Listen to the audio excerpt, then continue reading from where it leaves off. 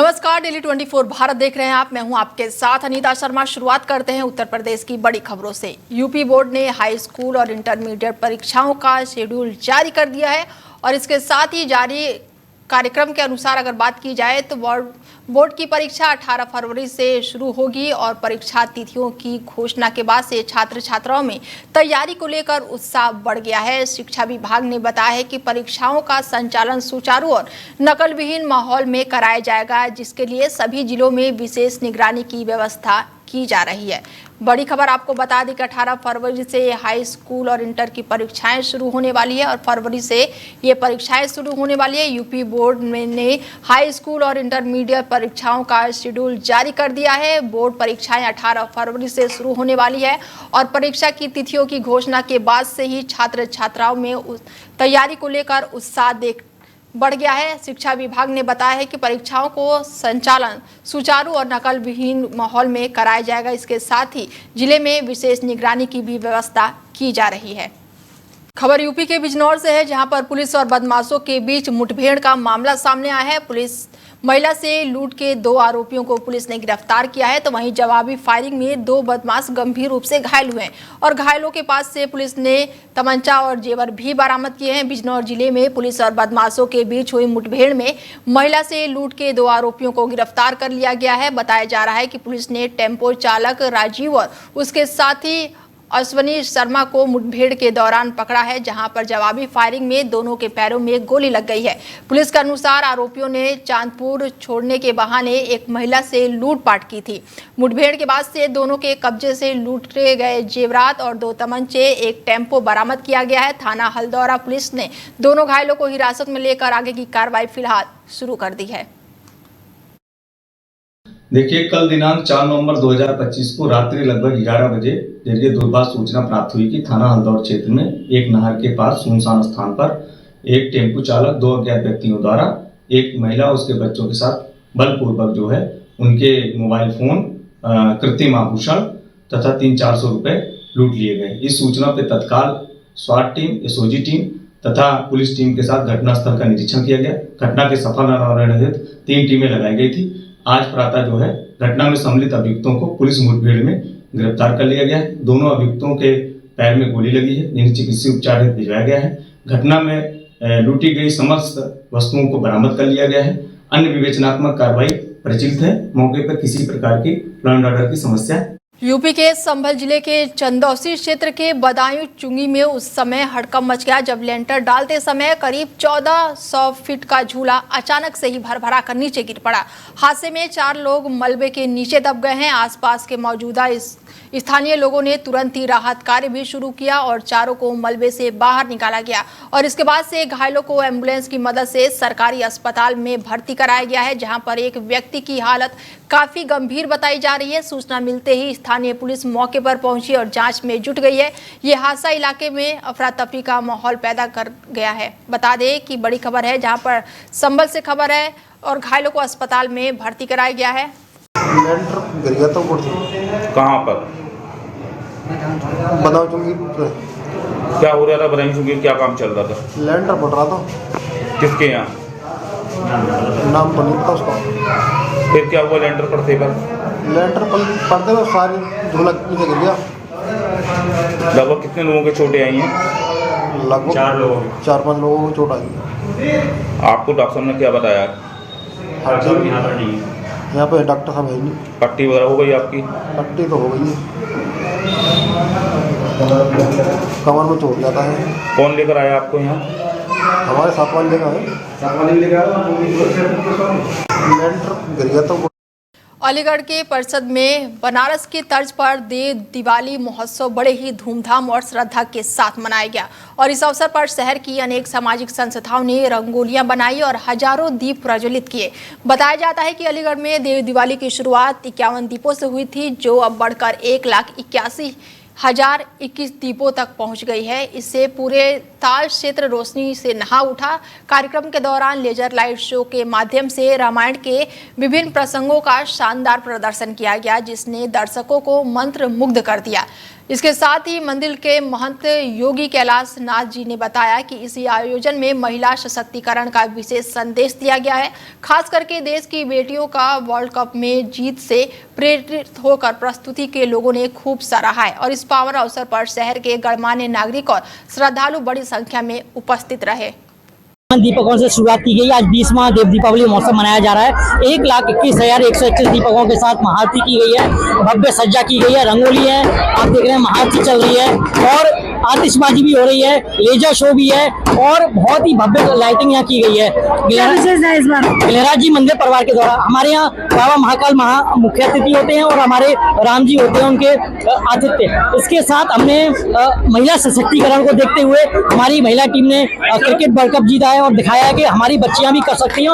हमारे यहाँ भी ज्यादातर कार्य दीपदान का हो, रंगोली का हो या और भी आप देख रहे हैं व्यवस्था ज्यादातर हमारी बच्चियां ही करती हैं, यानी कि 70% बच्चियों का योगदान रहता है। तो महिला सशक्तिकरण को बढ़ावा देने के लिए हमने एक महिला सशक्तिकरण का भजन भी बजवाया और रंगोलियां भी महिला सशक्तिकरण की चल रही है। दीपकों से वाराणसी में कार्तिक मास के समापन पर पूरे शहर के घाटों पर आस्था के दीपों की अद्भुत छटा बिखर गई। देश की सांस्कृतिक और आध्यात्मिक राजधानी काशी में मनाए गए देव दिवाली महोत्सव को इस बार शहीदों को समर्पित किया गया। कार्यक्रम का शुभारंभ मुख्यमंत्री योगी आदित्यनाथ ने नमो घाट पर दीप प्रज्वलित कर किया। उनके साथ मंत्री जयवीर सिंह और रविंद्र जायसवाल भी मौजूद रहे। नमो घाट पहुंचने पर योगी आदित्यनाथ का पारंपरिक ढोल नगाड़ों से जोरदार स्वागत किया गया। वहीं दशाश्वमेध घाट पर 21 कन्याओं ने रिद्धि सिद्धि स्वरूप में मां गंगा की भव्य आरती की, जिससे पूरा वातावरण भक्तिमय हो उठा। और इस दौरान काशी के सभी घाटों और गंगा पार की रेती पर दीप जलाकर देवताओं का स्वागत किया गया, जिससे पूरी नगरी आस्था, भक्ति और प्रकाश से अलौकिक हो उठी। अमरोहा जिले के गजरौला शहर के सुल्तान नगर मोहल्ले में पुरानी रंजिश को लेकर एक युवक की 3 युवकों ने जमकर पिटाई कर दी, जिसका वीडियो अब सोशल मीडिया पर तेजी से वायरल हो रहा है। बताया जा रहा है कि गजरौला थाना क्षेत्र के सुल्तान ठे निवासी मुकेश एक जन्मदिन का केक बनवाने आए थे और तभी 3 युवकों ने उन पर हमला कर दिया और मारपीट करने के बाद मौके से फरार हो गए। पीड़ित मुकेश का कहना है कि हमलावर उसी के गाँव के हैं और उसने पहले से विवाद उनका चल रहा था, जिसके बाद से थाने में शिकायत भी दर्ज कराने की मांग की गई और वहीं न्याय की भी मांग की गई है। तो वहीं थाना प्रभारी मनोज कुमार ने बताया कि मामले की जानकारी मिलते ही जांच शुरू कर दी गई है और शिकायती पत्र के आधार पर आवश्यक कार्रवाई की जाएगी। लखीमपुर खीरी में बुधवार की शाम को सेठ घाट पर भक्ति और आस्था का अद्भुत नजारा देखने को मिला, जब देव दिवाली के अवसर पर हजारों दीपों से पूरा घाट जगमगा उठा, मानो धरती पर स्वर्ग उतर आया हो। और इस अवसर पर विधायक सदर योगेश वर्मा, जिला अधिकारी दुर्गेश शक्ति नागपाल और पुलिस अधीक्षक संकल्प शर्मा ने दीप प्रज्वलित करके कार्यक्रम का शुभारंभ किया और इसके बाद से भारत माता की भव्य आरती संपन्न हुई, जिसमें नगरवासी, जनप्रतिनिधियों और बीजेपी कार्यकर्ताओं की भारी भीड़ देखने को मिली। विधायक ने कहा कि देव दिवाली हमारी संस्कृति और आस्था का उत्सव है, जो प्रकाश और समृद्धि का प्रतीक है। उन्होंने कामना की कि सेठ घाट की तरह पूरा जनपद भी उजाले और खुशहाली से भर जाए। तो वहीं डीएम दुर्गा शक्ति नागपाल ने सभी को देव दिवाली की शुभकामनाएं देते हुए जिले की प्रगति और शांति की कामना की। एसपी संकल्प शर्मा ने कहा कि ये पर्व हमारी एकता, परंपरा और संस्कारों का प्रतीक है। दीपों की पंक्तियों से सजा घाट और वातावरण में गूंजता भजन पूरे शहर को भक्ति और उल्लास से सराबोर कर रहा था। हमीरपुर जिले के समुदाय स्वास्थ्य केंद्र में उस समय हड़कंप मच गया जब एक गर्भवती महिला ने प्रसव के दौरान हाई प्रोफाइल ड्रामा कर दिया। बताया जा रहा है कि प्रसव पीड़ा बढ़ने पर परिजन महिला को सीएससी लेकर आए थे, लेकिन महिला सरकारी अस्पताल में डिलीवरी कराने से साफ इनकार करते हुए बार बार अस्पताल से बाहर भागने लगी। परिजनों ने उसे 2 बार वापस लाकर भर्ती कराया, लेकिन वो लगातार किसी प्राइवेट अस्पताल में प्रसव करने की जिद पर अड़ी हुई थी। स्थिति बिगड़ने पर स्वास्थ्य कर्मियों ने उसे जबरन प्रसव कक्ष में ले जाने की कोशिश की, जिसका वीडियो अब सोशल मीडिया पर तेजी से वायरल हो रहा है। और इसी घटना ने सरकारी स्वास्थ्य सेवाओं और लोगों के भरोसे पर कई सवाल खड़े कर दिए हैं। मुजफ्फरनगर जिले के एक भीषण सड़क हादसा हुआ है, जिसमें एक व्यक्ति की मौत हो गई है और 11 लोग गंभीर रूप से घायल बताए जा रहे हैं। हादसा फुगाना थाना क्षेत्र का बताया जा रहा है, जहां पर मेरठ करनाल हाईवे पर उस समय हड़कंप मच गया, जहां पर अनियंत्रित होकर कार पीछे से एक ट्रक में जा टकराई। टक्कर इतनी जोरदार थी कि कार के परखच्चे उड़ गए और अंदर बैठे सभी यात्री घायल हो गए। मौके पर पहुंची पुलिस ने सभी घायलों को तुरंत अस्पताल पहुंचाया, जहां उनका इलाज जारी है। जानकारी के अनुसार सभी घायल नेपाली मूल के निवासी हैं और नेपाल से हिमाचल प्रदेश की ओर जा रहे थे। हादसे की सूचना मिलते ही स्थानीय लोगों और पुलिस ने मिलकर बचाव कार्य शुरू किया। फिलहाल मृतक के शव को पोस्टमार्टम के लिए भेज दिया गया है, जबकि पुलिस ने हादसे की जांच शुरू कर दी है। स्थानीय लोगों ने बताया कि हाईवे पर तेज रफ्तार और लापरवाही से वाहन चलाना ऐसे हादसों की बड़ी वजह बनती जा रही है। बता दें कि खबर मुजफ्फरनगर से है, जहां पर भीषण सड़क हादसा देखने को मिला है और इस हादसे में 11 लोग गंभीर रूप से घायल बताए जा रहे हैं। तो वहीं मेरठ करनाल हाईवे पर पूरी तरह से अफरा तफरी मच गई है और तस्वीरों से साफ पता चल रहा है कि कितना भयावह ये मंजर है, क्योंकि कार के पूरी तरह से परखच्चे उड़ गए हैं। और इस खबर पर ज़्यादा जानकारी के साथ हमारे संवाददाता कुलदीप वर्मा जी जुड़ चुके हैं और उनसे जानते हैं कि क्या कुछ अपडेट है इस खबर पर। कुलदीप जी। देखिए अनीता, मैं आपको बताना चाहूंगा, ये सारा मामला जनपद मुजफ्फरनगर की फुगाना थाना क्षेत्र के अंतर्गत मेरठ करनाल हाईवे का है, जहां पर ठीक फुगाना थाने के सामने हिमाचल प्रदेश से अपने घर जा रहे जो नेपाली श्रद्धालु थे अपने घर जा रहे थे। वहीं जाते समय उनकी जो अनियंत्रित कार थी वो जो आगे डंपर चल रहा था, पीछे से उसमें टक्कर मार दी। टक्कर लगने के कारण एक जो कार चालक था उसकी मौके पर ही मौत हो गई। उसके साथ साथ बताया यह भी जा रहा है कि एक बच्चे की भी गंभीर हालत के चलते उसकी भी मृत्यु हो गई है। वही इसमें बच्चों और महिलाओं सहित 10 व्यक्ति गंभीर रूप से घायल हो गए हैं। वही मौके पर पहुंची पुलिस सभी घायलों को सीएचसी में भर्ती कराया और गंभीर हालत के चलते डॉक्टरों द्वारा उनको जिला चिकित्सालय रेफर किया गया है। जी, ये सभी लोग नेपाल के रहने वाले बताए जा रहे हैं कुलदीप जी। जी अनीता, मैं आपको बताना चाहूंगा, ये सभी मूल निवासी है, सभी नेपाल के हैं और ये भारत में दर्शन करने के तीर्थ स्थलों के दर्शन करने के लिए आए थे। जी, इस दौरान ये बड़ा हादसा हुआ है। चलिए, पुलिस की कार्रवाई कहां तक पहुंची है कुलदीप जी? देखिए, मैं आपको बताना चाहूंगा, पुलिस जो मृतक थे उनको जो है मोर्चे भेज दिया है, जो घायल है उनको सीएचसी भेज दिया है, जो गाड़ी है उसको हिरासत में ले लिया है और पुलिस अग्रिम कार्यों में जुटी हुई है। जी, ट्रक ड्राइवर का क्या कुछ कहना है इस मामले में? देखिए, मैं आपको बताना चाहूंगा, जो ट्रक ड्राइवर था वह मौके से फरार हो गया है। पुलिस ने जो ट्रक है, ट्रक को भी कब्जे में ले लिया गया है और जो एक्सीडेंटल गाड़ी थी, आर्टिगा गाड़ी थी, उसको भी कब्जे में लेकर फुगाना थाने में खड़ा कर दिया है। जी, चलिए, तमाम जानकारी के लिए बहुत बहुत शुक्रिया कुलदीप जी। बता दें कि तेज रफ्तार का कहर यहां पर देखने को मिला है, जहां पर कार और ट्रक की टक्कर हुई है, जिसमें एक व्यक्ति की मौत हो गई है। वहीं 11 लोग गंभीर रूप से घायल बताए जा रहे हैं। यूपी के पीलीभीत जिले से एक राहत भरी खबर सामने आई है, जहां पर 6 साल की मासूम बच्ची पानी से भरे कुएं में गिरकर डूबने लगी, लेकिन एक बहादुर युवक ने अपनी जान जोखिम में डालकर बच्ची की जान बचा ली है। घटना थाना गजरौला क्षेत्र का बताया जा रहा है, जहां पर माला नदी गांव की है और जहां पर सिद्धि बाबा के प्राचीन मंदिर पर आयोजित विशाल मेले में भारी संख्या में श्रद्धालु दर्शन के लिए पहुंचे थे। मंदिर परिसर के पास स्थित एक पुराने कुएं में खेलते समय बच्ची अचानक से ही गिर गई और जैसे ही आसपास के मौजूदा लोगों ने बच्ची को कुएं में गिरता देखा, मौके पर अफरा तफरी मच गई। तुरंत ही एक युवक ने कुएं में कूदते हुए मौजूदा श्रद्धालुओं की मदद से रस्सी और पाइप के सहारे बच्ची को सुरक्षित बाहर निकाल लिया। बाद में बच्ची को सुरक्षित परिजनों के हवाले कर दिया गया है। ग्रामीणों ने युवक की हिम्मत और तत्परता की काफी सराहना करते हुए कहा कि उसकी बहादुरी ने आज एक नन्ही जान को मौत के मुंह से बचा लिया। सभी लोग देख रहे थे, वो घुस ही नहीं रहा था, पन्नी हटा रहे थे, जूता निकाल के फैला दिया। बच्ची कहाँ की रहने वाली है? की रहने वाली मुसरिया। आप कहाँ रहते हो? मैं बैठा रहता हूँ। बच्ची सही निकली है कुआं में से? कोई दिक्कत तो नहीं है? सभी लोग देख रहे थे, वो घुस ही नहीं रहा था, पन्नी हटा रहे थे, जूता निकाल के फैला दिया। बच्ची कहाँ की रहने वाली है? संभल जिले में एक गंभीर लापरवाही का मामला सामने आया है, जहां पर एनजीटी के नियमों का खुलेआम अनदेखी करते हुए दर्जनों गन्ने क्रेशर बिना पंजीकरण के संचालित किए जा रहे हैं। बताया जा रहा है कि ये क्रेशर हाईवे किनारे बड़े पैमाने पर चलाए जा रहे थे, जिससे वायु प्रदूषण तेजी से बढ़ रहा है और राहगीरों की सांस लेने में भारी दिक्कतों का सामना करना पड़ रहा है।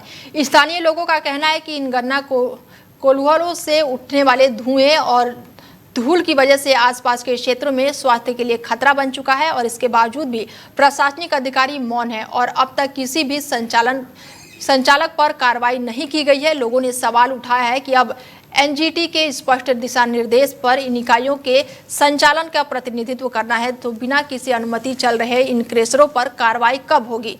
जनता ने प्रशासन से तुरंत ही सख्त कार्रवाई किए जाने की मांग की है ताकि प्रदूषण और नियम उल्लंघनों पर रोक लगाई जा सके। क्या नाम है आपका? मेरा नाम मुबारक है। मुबारक कहाँ के निवासी हो? ये कोल्हू कौन सी जगह पे है?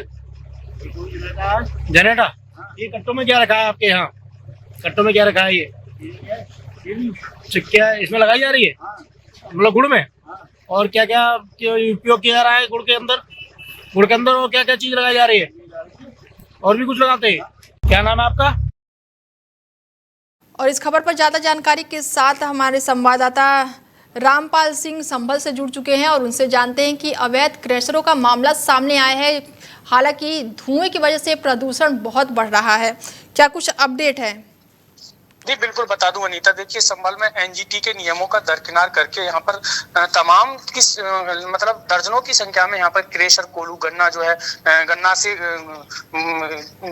रस निकाल करके और जो है गुड़ बनाने का काम करते हैं। तो ऐसे दर्जनों की संख्या में कोल्हू संचालित हैं जो एनजीटी के खुलेआम नियमों को दरकिनार करके उल्लंघन किया जा रहा है। तो एनजीटी के नियमों को जैसे एक तरफ तो किसानों को देखिए सरकार किसानों पर प्रतिबंध लगाती है पराली जलाने को लेकर के, तो उन पर जुर्माना भी लगाया जाता है, अधिकारी जुर्माना लगाए हुए देखते जाते हैं। एक वो किसान होता है, किसान अन्नदाता के रूप में देखा जाता है। वहीं देखिए ये क्रेशर संचालक है, बिना किसी के अनुमति के, बिना किसी रजिस्ट्रेशन के जो है एनजीटी के नियमों का जो है उल्लंघन करते हुए हो जाता है, जिससे देखिए जो वायु है दूषित होती है, जिससे जो धुआं है, धुआं से जो है जहरीला मिश्रण मिलता है। तो क्या इसकी शिकायत नहीं की गई है रामपाल जी? देखिए इसकी शिकायत किसी ने नहीं की है। हालांकि लोगों को, राहगीरों को मतलब रोडों पर दर्जनों, आप गुन्नौर क्षेत्र में जाएंगे, आप जनेटा संभल से चंदोसी रोड पर जनेटा स्थित गांव में यहाँ पर दर्जनों जो कोल्हू हैं संचालित हैं, जो खुलेआम जहाँ पर कपड़ा झोंक झोंक करके जो हवा को दूषित कर रहे हैं। तो इसमें कहीं ना कहीं ये जो लापरवाही जो लेकर के आ रही है यहाँ पर, अब सबसे बड़ा सवाल है कि ये रोड के किनारे हैं, तमाम अधिकारी यहाँ पर अधिकारियों का आवागमन रहता है, निकलना होता है, लेकिन अधिकारी अभी तक कुंभकर्ण की नींद में सोए हुए हैं। तो सीधा कह सकते हैं कि ये अधिकारियों की लापरवाही के साथ साथ अनदेखी भी हो रही है। बिल्कुल बिल्कुल, ये तो अब तक कुंभकर्ण की नींद में सोए हुए अधिकारी और इन पर कार्रवाई नहीं कर रहे हैं। अब सवाल ये है कि आखिर ये कब कार्रवाई होगी। ये देखिए किसानों अगर पराली जलाता है तो तुरंत इन अधिकारियों को पता लग जाता है, उन पर नोटिस जारी कर दिए जाते हैं, उन पर जुर्माना लगाया जाता है, लेकिन ये खुलेआम चल रहे हैं, दूषित हवा को दूषित कर रहे हैं। तो